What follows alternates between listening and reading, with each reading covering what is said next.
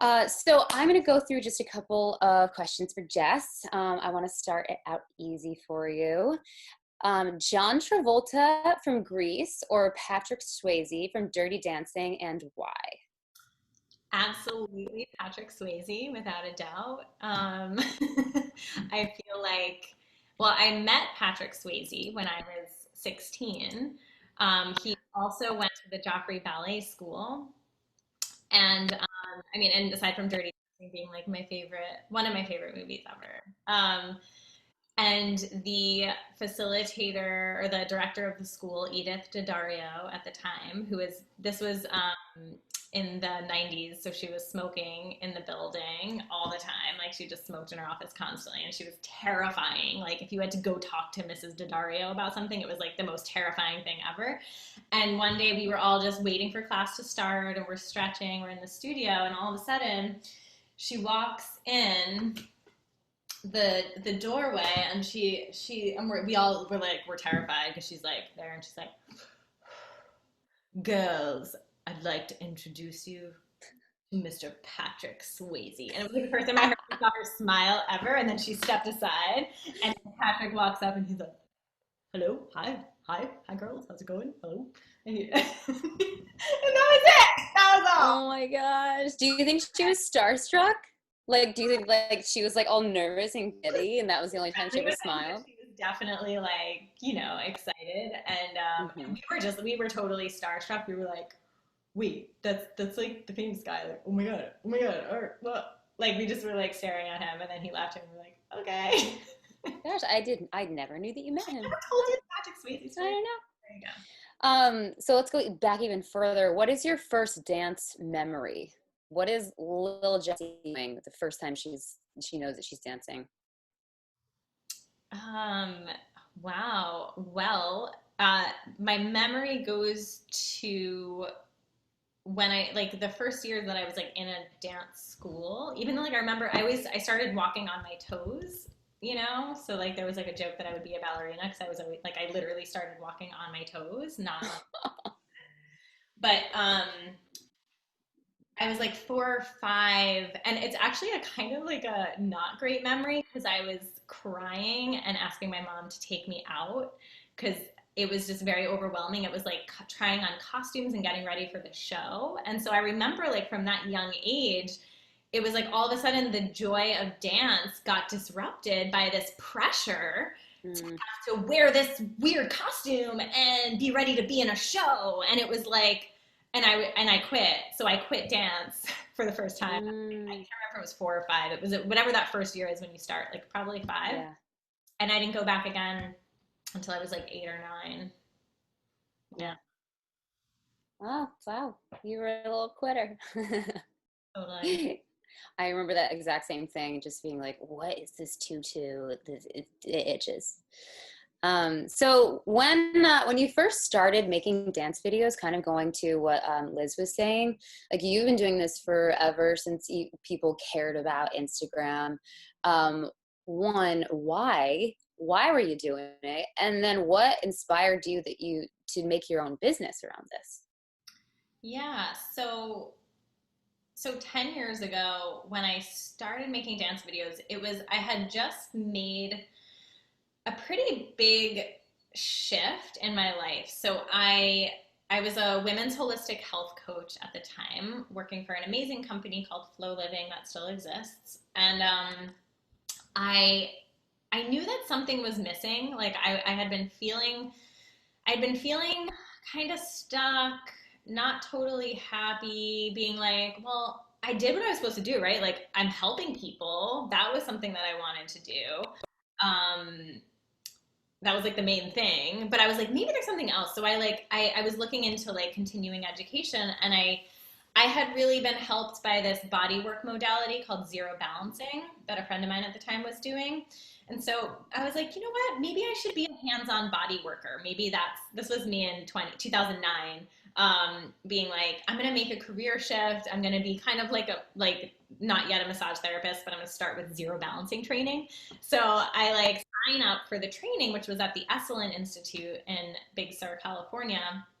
And I'm signed up, and I'm like, cool. I'm making a change. I'm going to fly to California and do this training. And then I remember sitting in Central Park with a group of friends, and I had the catalog with me of Esalen, and I was just poking through it, and I came through this page that said, it was a workshop called Writing Your Life from the Page to the Stage. And I just, something in my body was like, what is this? And I read the description. Someone, Anne Randolph, she's incredible, was leading it. And I knew in that I was like, I need to do this workshop instead. I was like, it makes no sense. I'm gonna instead of doing something that's supposedly gonna advance my career, I'm gonna go write and dance on a stage, maybe not even dancing at the time. I wasn't even thinking of dance. I was just like performing, maybe writing something. But I did it. I called up and I was like, is there any way to switch workshops once you're registered? And they're like, which one do you want to do? And I told them like, sure. It was like a month earlier. So I just used my plans and I went to California. And that was like a huge turning point. I came back from that workshop. I moved to Brooklyn and I, uh, I found myself, home a lot, and after having had that experience of like opening up to my creativity and my voice in a new way, I wanted to do something with it. So I was like, maybe I'll make videos. Some of the videos were talking videos. I don't think I have them anymore. Like I was like eating baby carrots and talking about my dating life, and I published these on YouTube, totally anonymous. Ah. Are Yeah, they there now? I don't. Can we go see you eating carrots?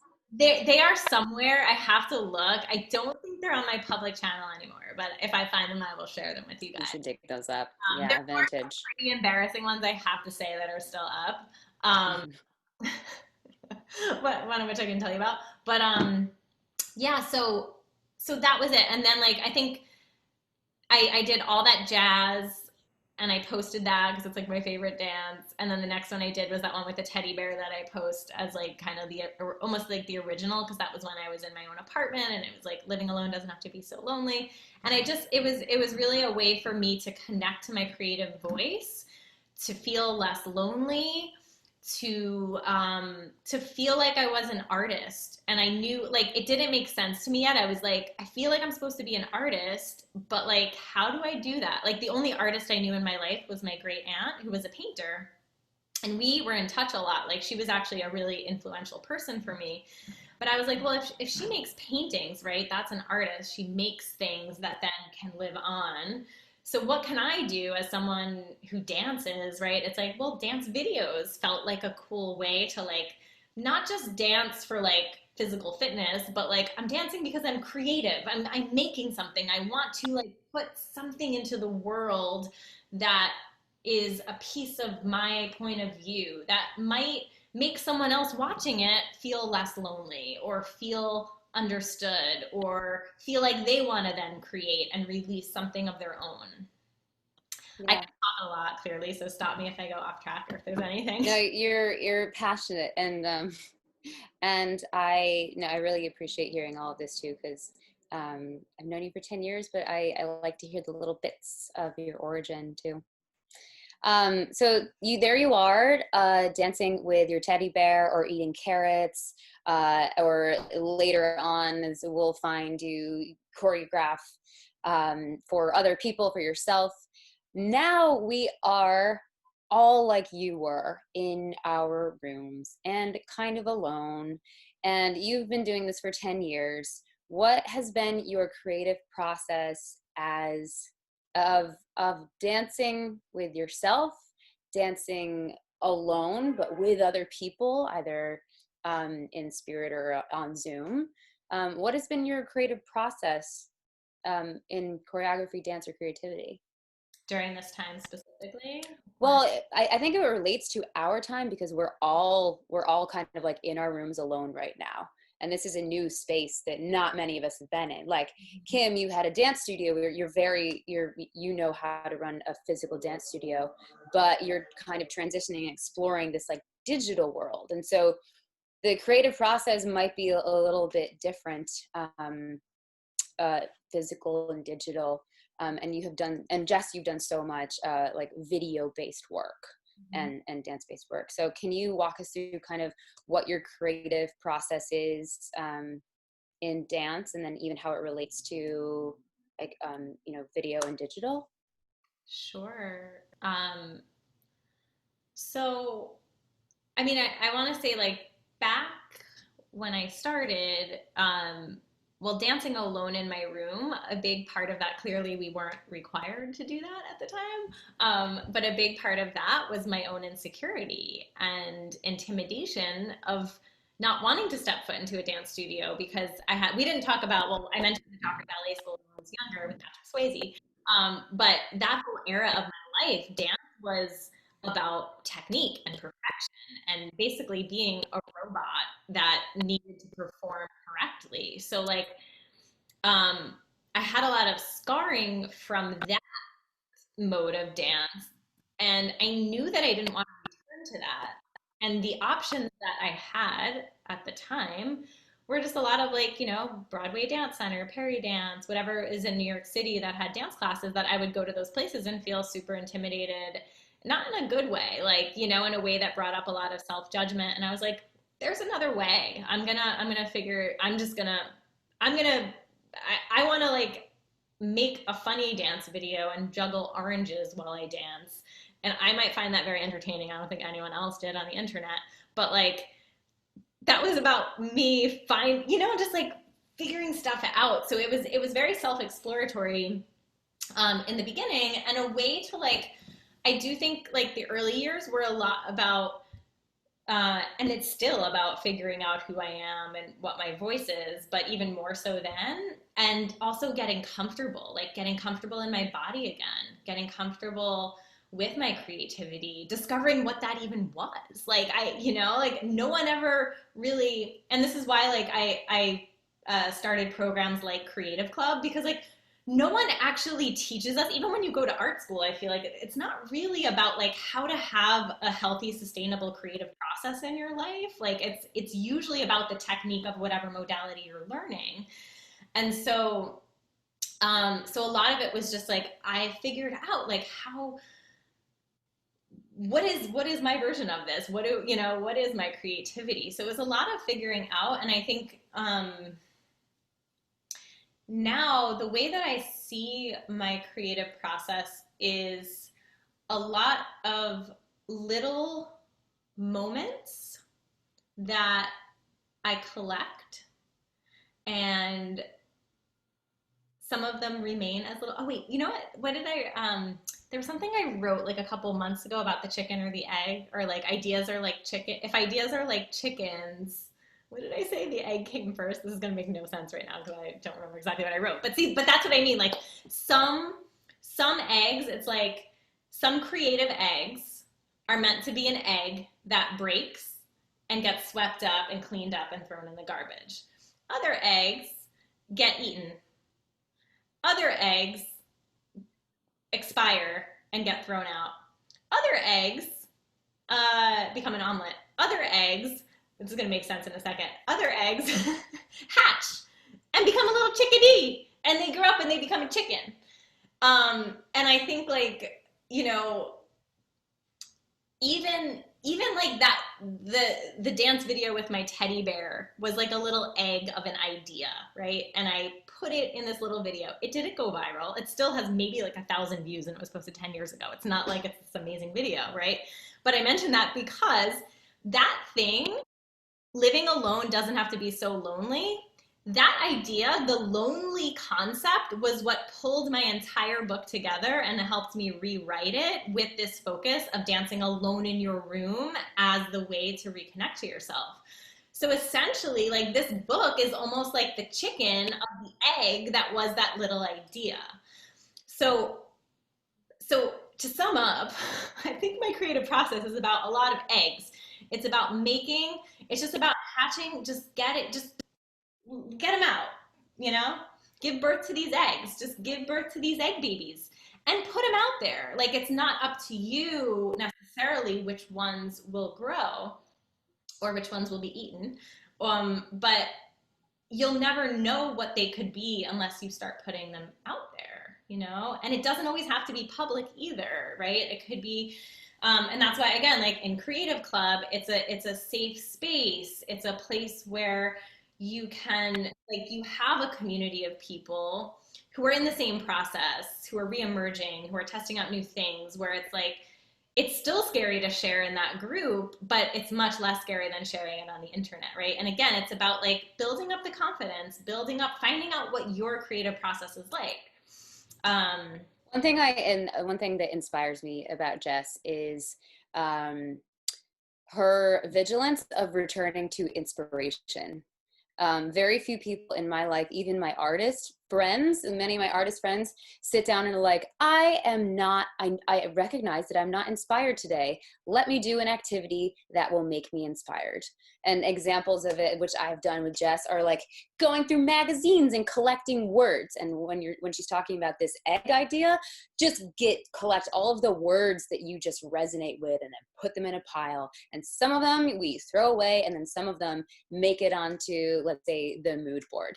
And Jess continuously goes back and really collects all these concepts and ideas, and then understands that some of them, that not all of them are going to work, which I really appreciate her return to inspiration again and again.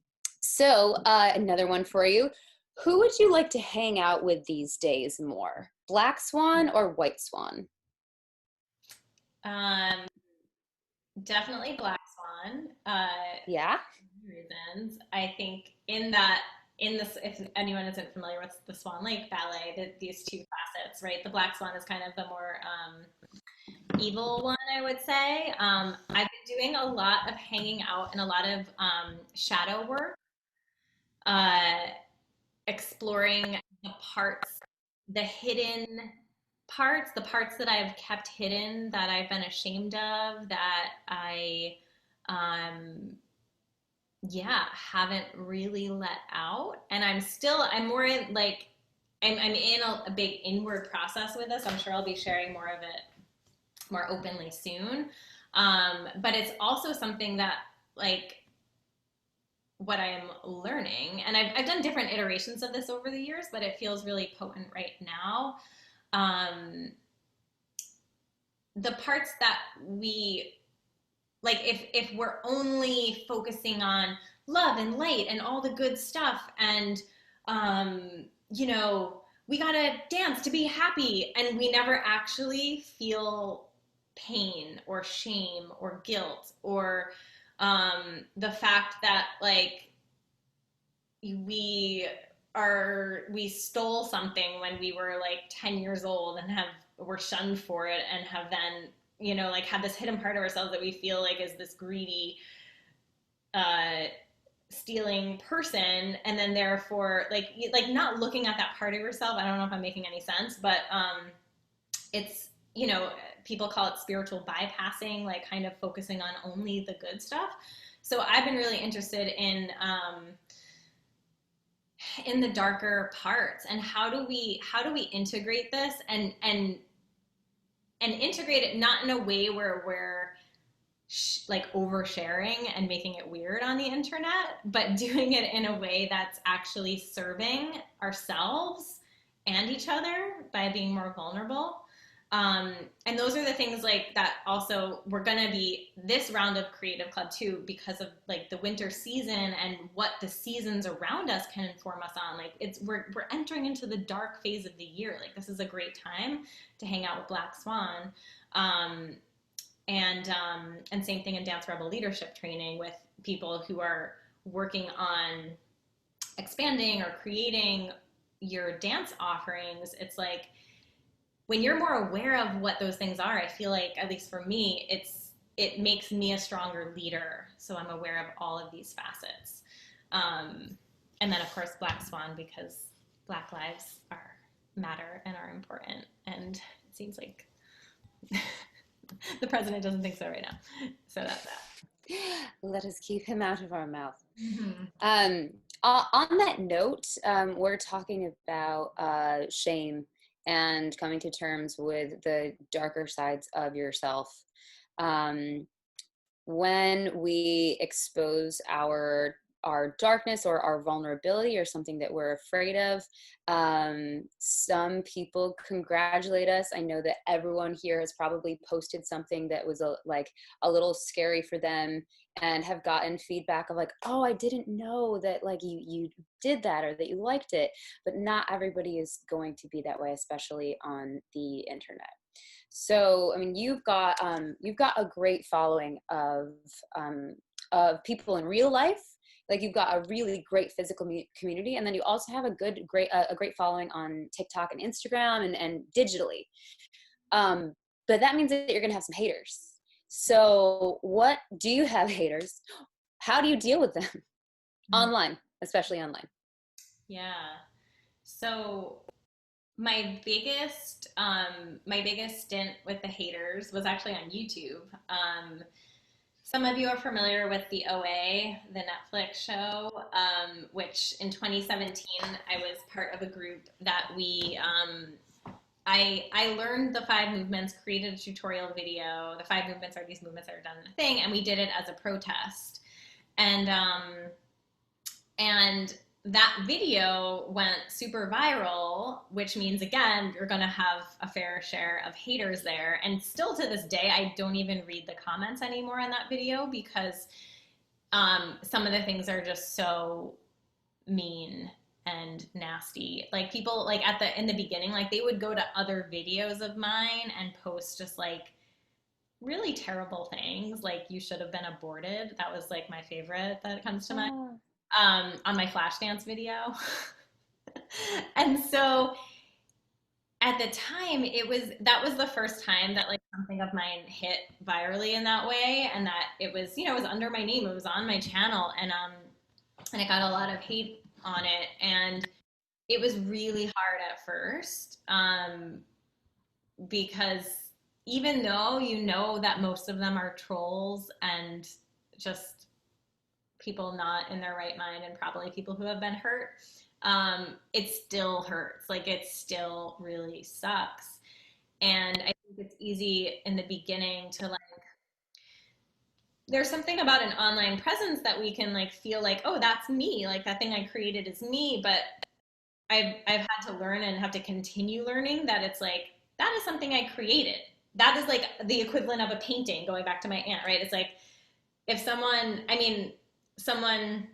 can like spray paint over my painting and write nasty things on it, and yes, that will really hurt, but it's not, you know what I mean? It's separate than me. So I think keeping that separation is important. And just knowing that it's going to happen and not being scared of it. I think if, like, when we're being who we are and in our truth, it's like, now I'm almost like, okay, bring on the haters. What do you got? Like, let's go. Because it also, I think, is a good sign in a way that like things are getting out there in a way. And also, having observed this whole ordeal, I have witnessed how you can leverage your physical environment to affect your digital environment. When Jess was getting all of these haters, she reached out to her community through Facebook and is like, hey, people, I'm struggling with this thing. I'm feeling bad. These trolls are getting me. I've like, all these people are coming from Reddit. Can you please like combat this?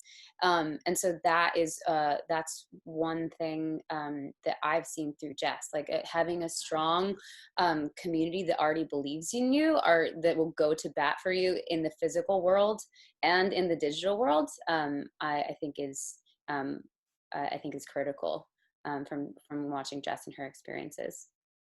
So I would love to, I'm going to ask you, Jess, about some of your like programs and ways that you can be of service.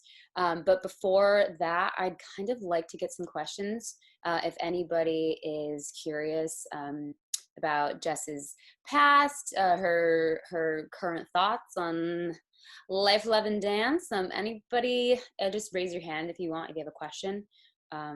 If you don't know how to raise the hand, it's under the reaction button.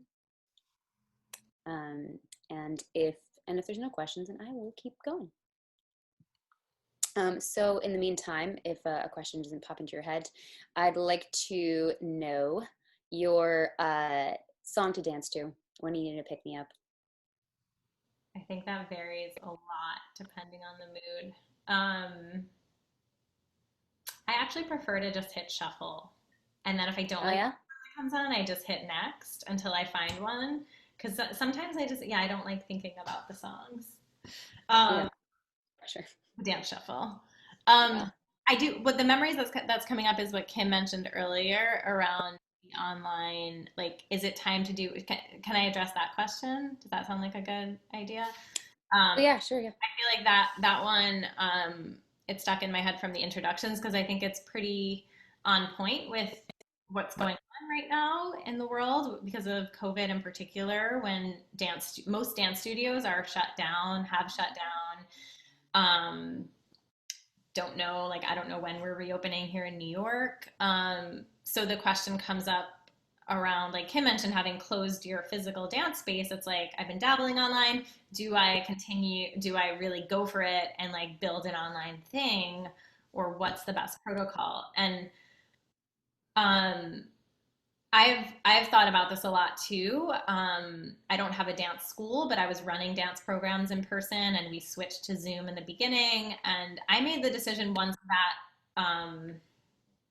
the cohort that had been signed up in person, once we finished online, I was like, I'm gonna take a break because personally I needed a break, and I felt like there was so much uncertainty and so much going on that it felt appropriate to have some breathing room and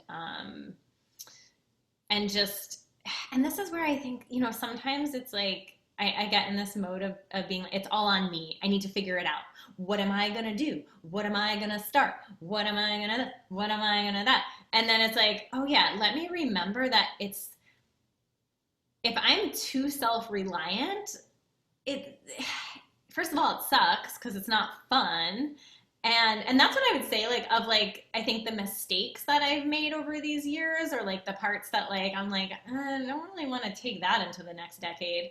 It's that self-reliance and feeling like I have to do everything myself, control everything.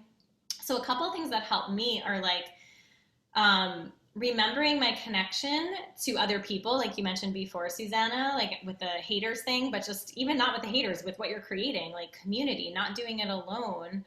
Um, what were the other things I was going to say? They were good. They were good. Okay. The other people not being so self reliant that I'm trying to figure this. Oh, other people. Um, the forces around us, right? Like the season of the year that we're in. I don't know about you guys, but that really affects me. Like winter for me is not a time when I want to be pushing and launching and doing all these things, right? Like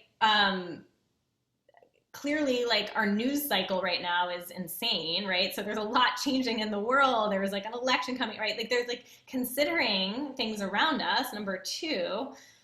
And number 3, for me, a spiritual connection to God, to whatever you want to call it, him, her, they, right? Like some that, and it's one of the things that I've struggled with the most, but it's one of the things that I keep coming back to, because when I feel connected in a spiritual way, I feel more creative. I feel less alone.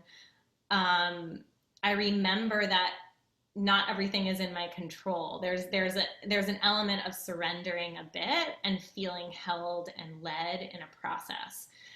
And so I feel like those 3 pieces, right? Like whatever that spirit connection is, the awareness of events and seasons around us and people in our community, right? Like those are the 3 things that I would say right now are really important to lean on and put the focus there rather than having to make decisions on your own about what to do, right?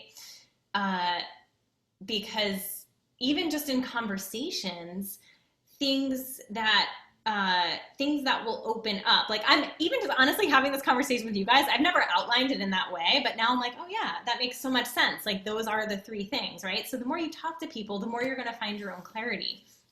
And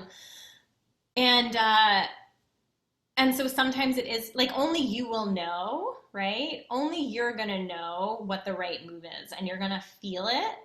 But until you feel, like in my experience, if it doesn't feel like a yes, hell yes, this is, I'm so excited to start this online class, then just don't do it because then it's going to end up feeling forced, right? You're going to be like pushing yourself through it.